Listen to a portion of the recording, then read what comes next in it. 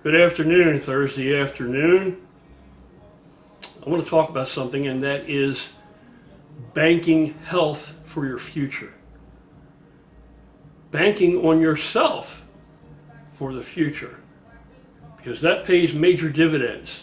You don't lose that. The time and effort, energy, sweat equity that you bank in you, that you put in you, that doesn't go to waste.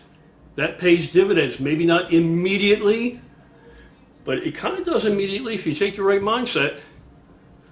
But it pays, it just continually compounds and pays interest down the line as you get older.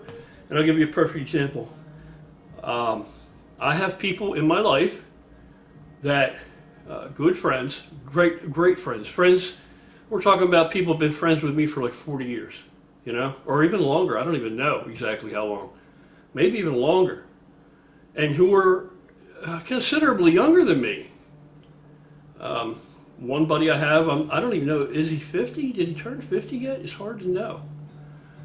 But he, unfortunately, and I'm not putting him down for it, it is what it is, he's going to change things as he goes forward. So you can't go anywhere but up. When you hit the bottom, you can't go anywhere but up.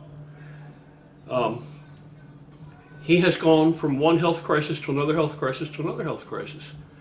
And these are things that at the moment right now, they were going to happen. They were going to happen, and they're going to happen because he didn't bank away anything for him. He didn't invest in himself, in his health, in his longevity. He didn't put anything aside by way of in the bank so that he could live stronger longer. It didn't occur to him. So this brings me to what I want to talk about primarily in this video, and that is there are two different kinds of people. And either one, whichever one you are, you're not stuck there. You have willpower, you have freedom of choice, right? You can change, okay? And the beginning change is the easiest part. And I'll tell you why in a minute. But there are two kinds of people, basically. There are people that let life happen to them, and there are people that make life happen for them. There are people that let shit happen to them, and there are people that make shit happen for them. Let life happen to them, make life happen for them. Drastic and remarkable difference. And like I said, if you're somebody that has all of a sudden realized, and it's better you realize it early. It's better you realize it early. The only reason that I'm here right now in this kind of condition, I'll be 62 this year now, is because I made up my mind long ago to make life happen for me. And I haven't always made the right choices, but I've made the choice. You understand what I'm saying? And in this regard, providing for the future, health-wise, to live stronger longer, right, for my quality of life and functionality, that investment was always there. Well, I don't remember a time when it wasn't. So I realized that early on. Like I said, and hopefully you learn from that and develop good habits and regimentation in your life, and you'll be able to carry that or translate that over to other areas and aspects of life, right? To develop good habits there and make good decisions. But it's easier said than done in that regard. I have made a lot of decisions that weren't good decisions. But the one thing I will say is that there's nobody out there that can say I didn't make decisions. You know what I mean? Should or get off the pot type of thing. I always pull the trigger and make decisions. So if you're waking up and realizing, well, it looks like that I'm going to hang around a while and I am going to get older, and I haven't banked away much, put anything aside in any kind of a savings account for my health. I haven't banked any of that away. I haven't invested in myself. And again, even a small investment pays huge dividends, compounded interest down the road. It really does. But it even begins to pay immediately if you're in the right frame of mind. If you're in the right frame of mind, it really starts to pay rewards to you immediately.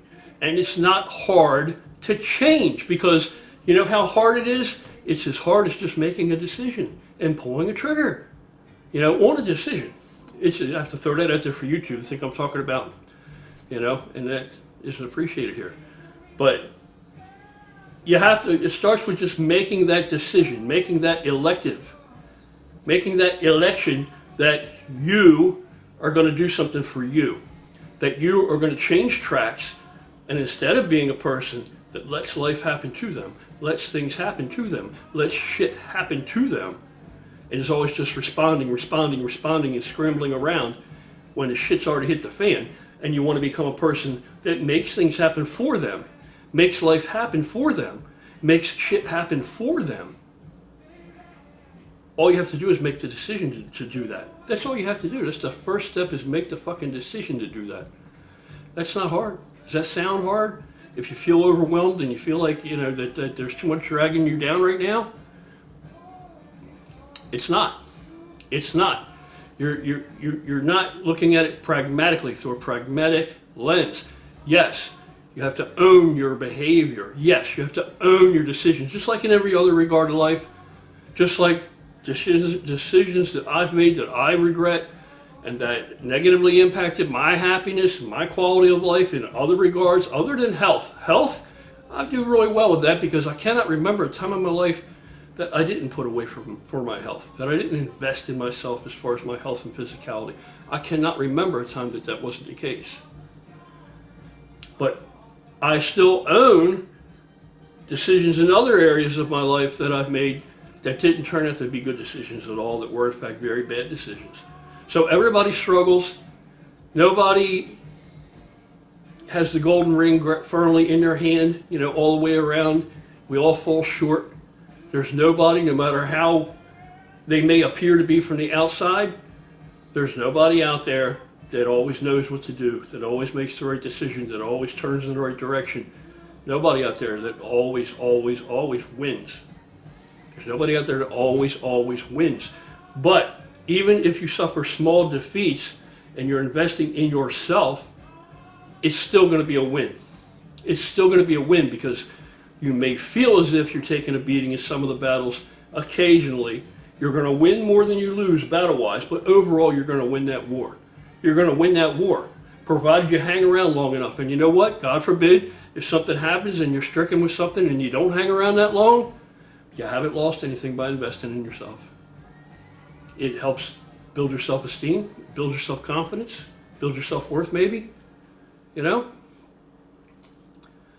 And maybe even a lot of you out there that feel like you're in a terrible, terrible state, that maybe if you make that election to make life happen for you, you may be able to tackle that and learn from that, and that may translate better for you into other areas of your life and improve much more of your life than just your physical health, than what I'm able to translate it and do even. So that's my recommendation today. That's just what I want to get across, is that you have to do it for you. You have to make the election just to make life happen for you, instead of let life happen to you. Because when you let life happen to you, you're always just responding, trying to recover, scrambling about, trying to respond. When you make life happen for you, that's a proactive approach. That's a positive, not a negative. So it just starts with very simple things. Listen, if you're in really bad physical shape, you can either just moan and groan, or you could go home, and if you can do nothing more than sit on your bed and put your legs out long way in front of you and reach and grab your toes and just begin to stretch. And just begin to stretch and just do some stretches and things every night before bed. If you can just begin to do small things, small steps to the moon. Small steps to the moon. Yep. So that's it. Just wanted to say that. That's all there is to it.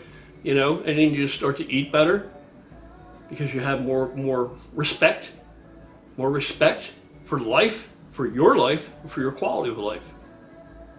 And you don't want to contribute to tearing yourself down anymore. Because you know what? There are enough bastards and some bitches out there that want to see a fail.